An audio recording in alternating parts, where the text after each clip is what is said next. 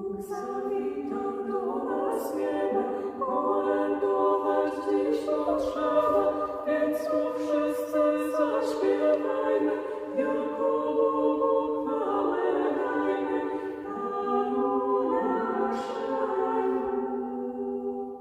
Więc śpiewajmy Bogu chwałę, uzdrawiając dzięcioła, i Panienkę matkę Jego, Królowa świata całego, z wielką radością. Radość jest narodzony, radość